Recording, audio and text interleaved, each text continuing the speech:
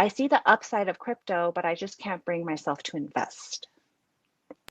Yeah, so the broader question is just about how to be a good investor. And to the extent that you're asking for specific investment advice, nobody who's any good gives actionable investment advice online because they know that's not how investing works. If someone tells you what to buy, they're not going to be there to tell you when to sell. And without any underlying explanation of why you should be buying or selling something, you're essentially just listening to an astrologer. And there's no reason for them to tell you what to do unless they're sort of pumping their own holdings. So you should always be very suspect when someone gives you a buy signal. Now, there are buy signals that people can send that don't necessarily move the market, like I could say buy Bitcoin. But even then, it's sort of irresponsible to put somebody into an asset where they don't understand the thing. So I think the problem here is that the questioners are pursuing wealth creation without understanding this is not possible. Wealth is a byproduct of understanding. It is not a substitute for understanding. It is not something you do instead of understanding. Yes, there's always the occasional person who gets lucky, and sure enough, when they get lucky, you hear about it. But for every one of them who gets unlucky, there's many that don't, and you don't hear from those people. Winners are very loud, and losers tend to be very quiet. So the same person can be telling you about the incredible trades they made all year, and then when they go bankrupt all of a sudden because they were trading on margin or they didn't really know what they were doing, you're not going to hear about it, or you're not going to hear from them.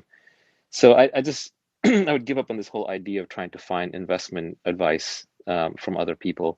You just have to sort of figure it out yourself, and that's also where you get paid. You get paid not for being right when everybody else is right, because then it's already priced in, and you don't get paid for being wrong because then you're just wrong. You lose money. So you only get paid for being right when others are wrong. And that's not going to happen because of online investment advice. That's going to happen because you genuinely understood the situation better than most people around you. And so the specific question that was posed in this context is about Tether, which is a stable coin that is backed by a company, and people don't not necessarily always trust this company. And so they're saying, is this a systemic risk, a black swan risk to Bitcoin? If you're kind of asking that, that tells me you don't really understand Bitcoin. Bitcoin exists independent of Tether, whether Tether turns out to be a scam or a FUD or not, which I think is incredibly unlikely, by the way. The FUD about Tether has been going on for as long as I can remember being in crypto. And it's just turned out not to be true, at least so far. It's not to say it can't happen. We're not inductivists, black swan events do happen. But if there are going to be no black swans between here and the end game for crypto, then Bitcoin would already be at $1 million a coin or higher. So there are still large risks out there, but I don't think they're as easy to predict as reading someone's tweet storm on Tether. That FUD is as old as the hills.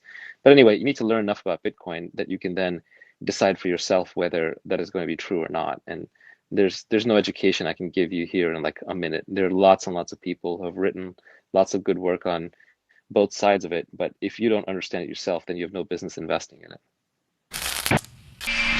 Turn it off.